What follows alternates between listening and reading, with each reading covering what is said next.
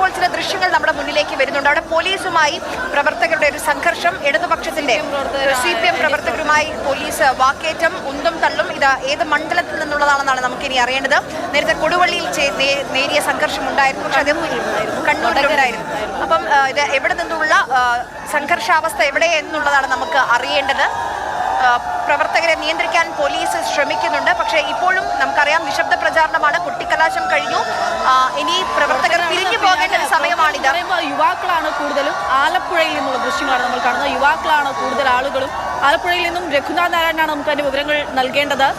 ആലപ്പുഴയിൽ ഇന്ന് G. സുധാകരന്റെ ഭാഗത്ത് നിന്ന് ഒരു പ്രതികരണം കൂടി, ഒരു രാഷ്ട്രീയ പ്രതികരണം കൂടി കേട്ടിരുന്നു. അമ്പലപ്പുഴയിൽ കേന്ദ്രസേനയെ വിന്യസിക്കണമെന്നൊരു ആവശ്യം G. സുധാകരൻ മുന്നോട്ട് വെച്ചിട്ടുണ്ട്. ഏറ്റവും കൂടുതൽ ഇത്തവണ തെരഞ്ഞെടുപ്പ് ശ്രദ്ധേയമായ മണ്ഡലങ്ങളിൽ ഒന്നാണ് അമ്പലപ്പുഴ. അമ്പലപ്പുഴയിലാണോ, ആലപ്പുഴയിൽ എവിടെയാണ് എന്നുള്ള കാര്യം കൂടിയുണ്ട്. ആലപ്പുഴയിൽ ഏത് മണ്ഡലത്തിലാണ്? ആലപ്പുഴ മണ്ഡലത്തിലാണോ, ഇനി അമ്പലപ്പുഴയിലാണോ, ഹരിപ്പാടാണോ? ഹരിപ്പാട് ഇതാ സന്ദീപ് വചസ്പതിക്കായി അല്പസമയം മുൻപാണ് കേന്ദ്രമന്ത്രി സുരേഷ് ഗോപിയൊക്കെ വന്നത്.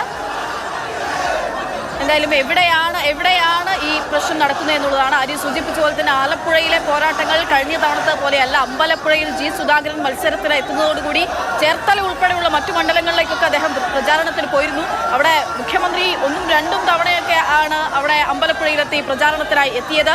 അത് LDF-നെ സംബന്ധിച്ചിടത്തോളം, CPM-നെ സംബന്ധിച്ചിടത്തോളം അഭിമാന പോരാട്ടമാണ് അമ്പലപ്പുഴയിൽ നടക്കുന്നത്. സംശയമില്ല. ഇതിന്റെ അവസാനത്തിലാണ് ഇപ്പോൾ അവിടുത്തെ പ്രവർത്തകർ ആരും തന്നെ UDF പ്രവർത്തകർ, നമുക്ക് ദൃശ്യങ്ങളിൽ തന്നെ അത് മനസ്സിലാകുന്നുണ്ട്, മുഖാമുഖം നിൽക്കുകയാണ്. പ്രവർത്തകർ 6 മണി കഴിഞ്ഞിട്ടും പ്രവർത്തകർ പിരിഞ്ഞു പോകാൻ തയ്യാറാകുന്നില്ല.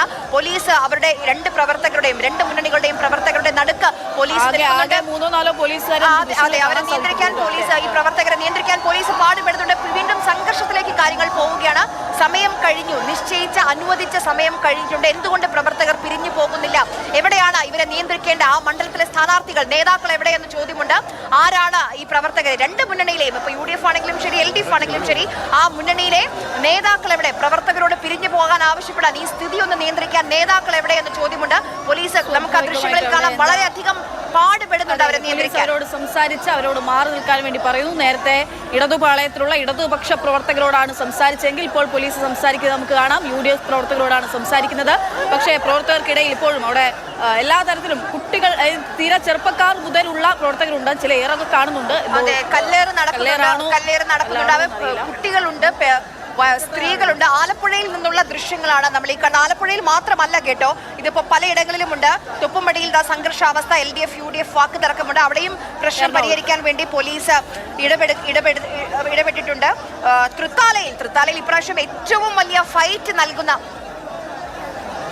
രഘുനാഥ് നാരായണൻ നമുക്കൊപ്പം വിവരങ്ങളുമായി ചേരുകയാണ്. രഘു, എന്താണ് സംഭവിക്കുന്നത്? ആലപ്പുഴയിൽ എവിടെയാണ് ഈ പ്രശ്നം? എന്തിനെ ചൊല്ലിയാണ്?